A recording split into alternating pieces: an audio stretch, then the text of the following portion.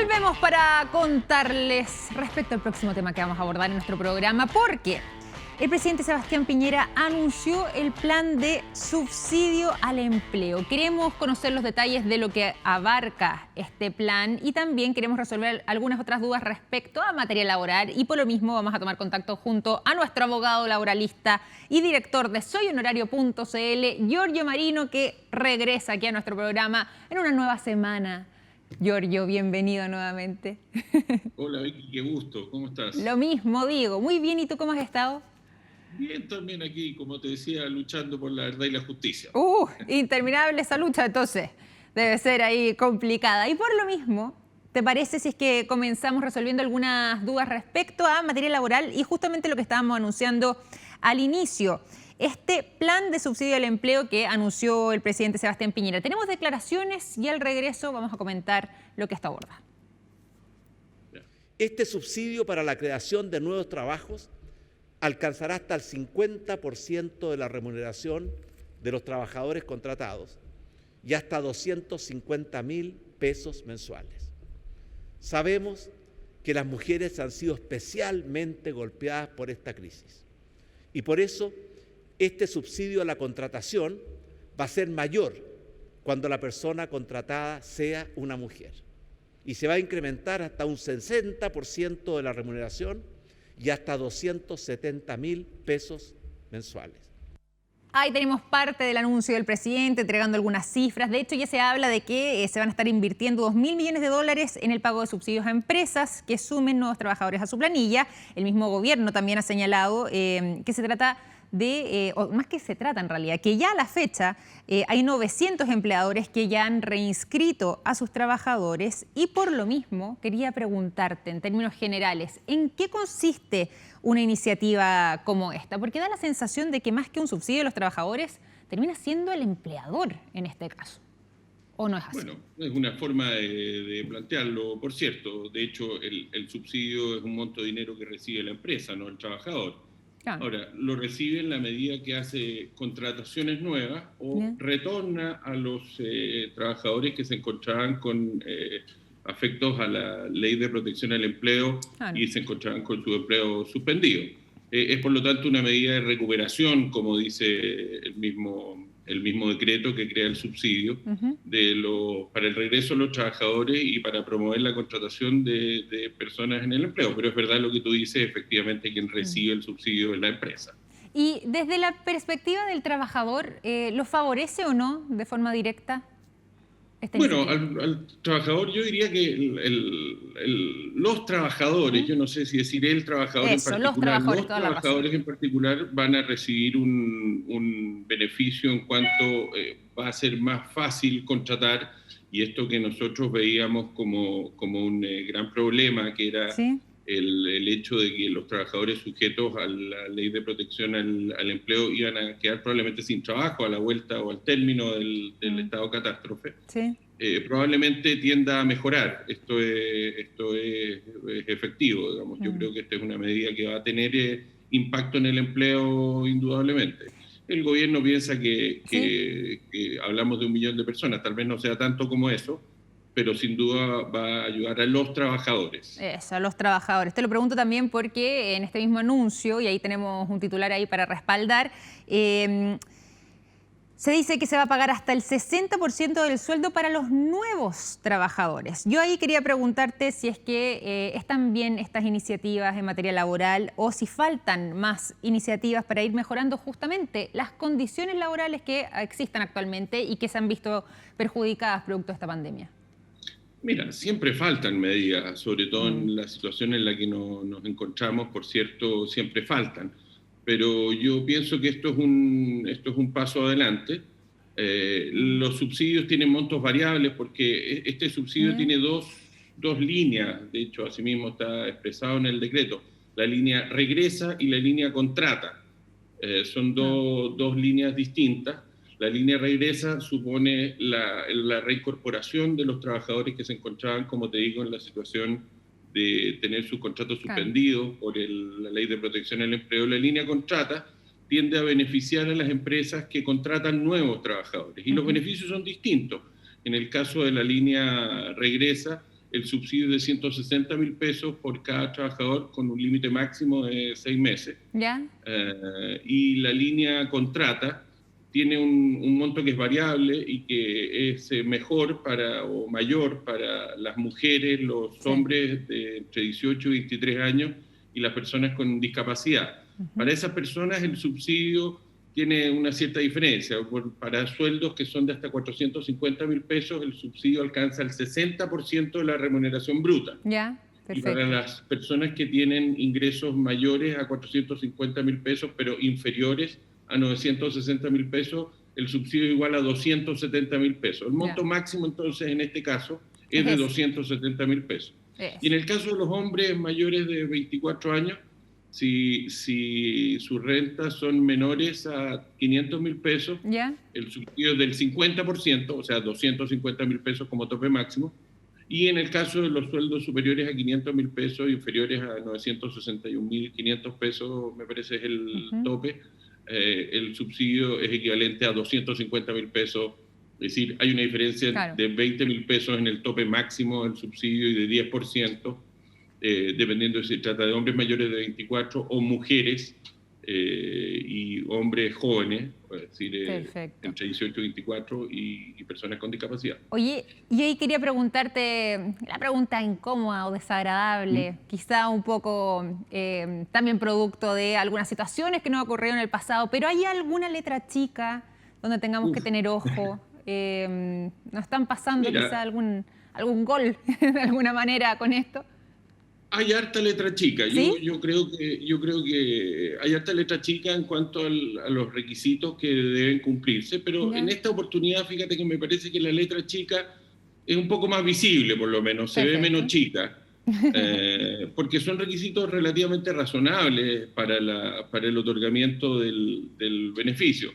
Por ejemplo, en el caso del subsidio regresa, debe tratarse de empresas que hayan sufrido una disminución en sus ventas del 20% respecto al periodo abril-julio de 2020 versus el periodo abril-julio de 2019.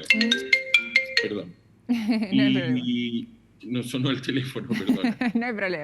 Y en el caso del beneficio de contrata, la situación es similar. Pero yo vislumbro una letra chica que a mí me incomoda en el subsidio. Ya, lo eso estoy es revisando hoy día con harto detalle. Que no hay límite para el tamaño de la empresa. Es decir, podríamos tener empresas grandes acogidas a este subsidio. Y eso incomoda un poco porque la única limitación es que mantengan el 80% de su planilla de contraste. La planilla de contraste es la cantidad de trabajadores que tenían justo antes del beneficio. Pero ese es buen punto el que tú señalas, el que tú observas además, porque ya recordemos también a propósito de la Ley de Protección al Empleo lo que pasó con una gran empresa del retail, que al final hubo que pedirle amablemente si podía desistir de acogerse. Bueno, hubo varias empresas en realidad, sí tienes razón, pero varias grandes empresas que hubo que pedirles si es que amablemente podían desistir de tomar esta posibilidad. Claro, pues y esto ya no, entonces tú dices no está indicado en este decreto, no aparece de manera explícita. No hay un límite. De hecho, si uno mira la página del subsidio, aparece expresamente que no hay limitación para este efecto y está regulado expresamente el caso de las empresas con más de 25 trabajadores y incluso hay reglas asociadas a empresas que tienen más de 200 trabajadores. Pero no hay límite en cuanto al tamaño de la empresa o a la facturación de la empresa y eso se echa de menos porque finalmente la idea de estos subsidios es colaborar con las pymes, que son las que generan la mayor cantidad de empleo y las que se han visto más golpeadas. Eso mismo te iba a decir, y que son las más afectadas también durante este periodo de pandemia, justamente además en parte porque no tienen las mismas espaldas que una empresa grande. Más que letra chica, en ese caso ahí da la impresión de que una pata coja respecto a cómo está planteado, al menos en ese aspecto. Es verdad. Yo te quería llevar a... Bueno, ¿Sí? ¿Perdón? Estamos un poco acostumbrados a esto, yo prefiero... Como te digo, en este caso, mirarle el lado positivo. Claro, apelar al buen espíritu de la situación. Yo creo que esto va a servir a los trabajadores que se encuentran en situación compleja. Si además alguien se aprovecha, como esas empresas que tú no recordabas, bueno, Es decir, es parte del sistema, que no es, por cierto, deseable, claro. Pero estamos acostumbrados, como te digo, y será un costo que tendremos que pagar. Mientras hayan trabajadores que sean contratados, es positivo. Claro, ahí estamos mientras tanto revisando la página web a propósito entonces de esta iniciativa que se anunció hace algunos días atrás sobre este subsidio al empleo. Yo te quiero llevar, eso sí, a otros temas y te quiero llevar a un tema que hemos consultado otras veces contigo, pero aquí queremos ponerle rostro también con algunos casos respecto a los trabajadores de honorarios. Nosotros acá conocimos en nuestro programa el caso de un ex académico de la Escuela de Diseño de la Universidad Diego Portales, su nombre es Patricio Bascuñán, que está demandando a la institución por despido, pero él señala que al Estado durante varios años boleteando para esa casa de estudios. Por lo mismo, quiero que revisemos juntos la declaración que él nos entrega para que la comentemos al regreso. Súper. Hola, mi nombre es Patricio Bascuñán y he demandado a la Universidad Diego Portales por despido injustificado luego de mi desvinculación de la Escuela de Diseño en enero del 2020, tras 7 años de trabajo a honorarios. Para el 2019 realizaba 4 cursos y, esto es importante, ejercía el cargo electo de representante de los profesores a honorarios de la escuela. En abril del año pasado recibí de manos de Matías Klotz, decano de la facultad, un premio de excelencia docente. Ustedes se preguntarán, ¿qué pasó en tan poco tiempo?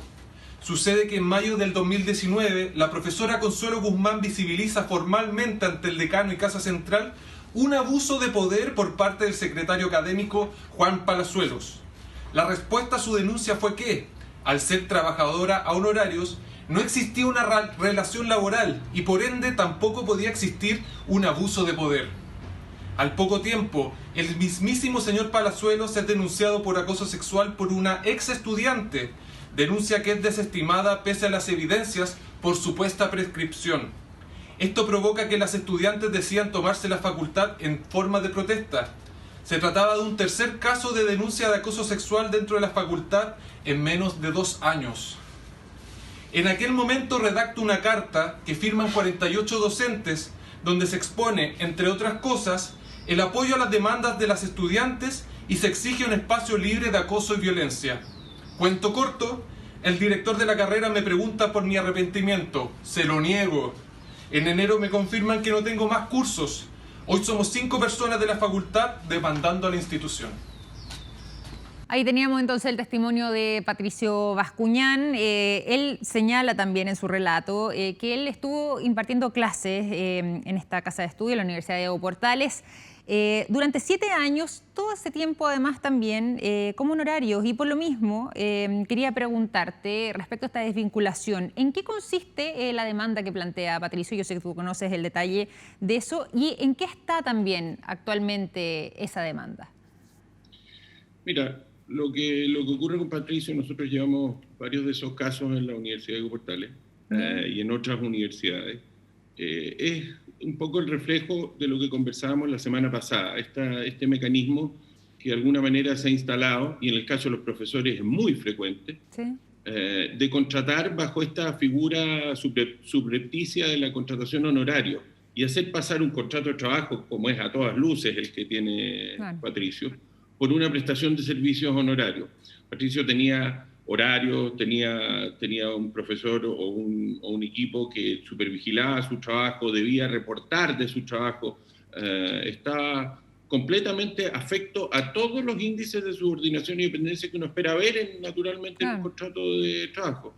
Sin embargo, el uso de esta modalidad de la contratación honoraria sirve a muchos empleadores para tener trabajadores de quienes se puede prescindir de esta manera, como él ha dicho, de las formas más inusuales, más vulneratorias además.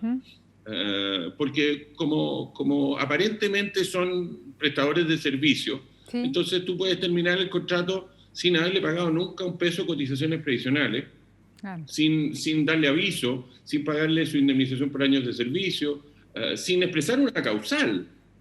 Como fue el caso de Patricio, lisa y llanamente diciéndole un día para otro te vas, y con una explicación tan absurda como dado que no existe relación laboral no pueden haber abusos ni vulneraciones. Es una cosa que en el caso de los profesores se hace extraordinariamente frecuente. De hecho, tú dices que hay varias casas de estudio. Es muy habitual, Vicky, muy habitual. ¿No?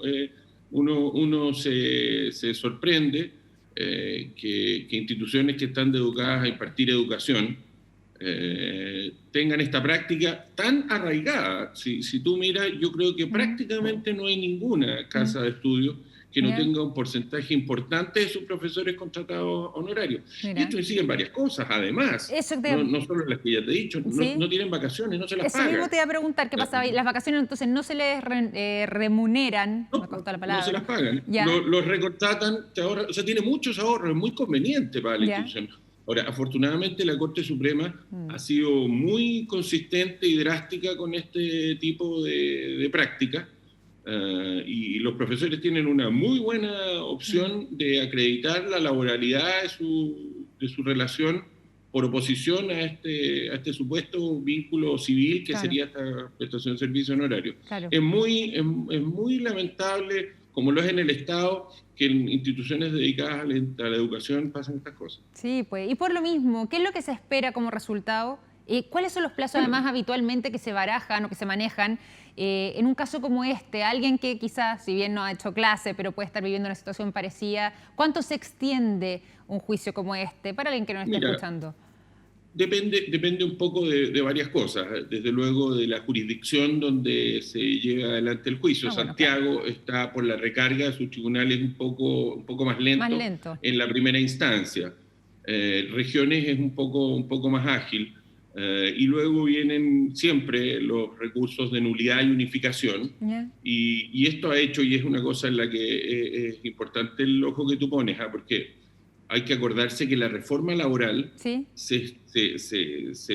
una de las razones fundamentales por las cuales se llevó a cabo era que los procesos laborales tardaban más de lo que tenía sentido. Un trabajador que esperar 2 o 3 años para que se le paguen sus cotizaciones previsionales o para que se le pague su sueldo, sus vacaciones, sus indemnizaciones por año de servicio, lamentablemente se encuentra en una situación en que la justicia empieza a perder sentido. La justicia atemporal o fuera de tiempo no es muy justicia.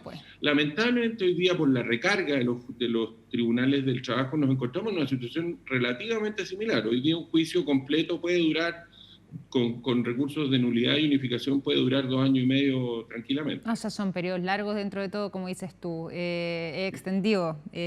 Sobre todo es necesario insertar más jueces. Sin duda, los jueces tienen una sobrecarga de trabajo que a veces es inhumana. Verdad que hacen lo que pueden, pero tienen un ingreso de causas que se ha triplicado en los últimos años. Sí, pues yo te quiero llevar a otro tema también, respecto al finiquito electrónico. Y acá quiero señalar lo siguiente. Desde inicios de este año, además, también la Dirección del Trabajo incorporó esta modalidad. ¿En qué consiste esta modalidad?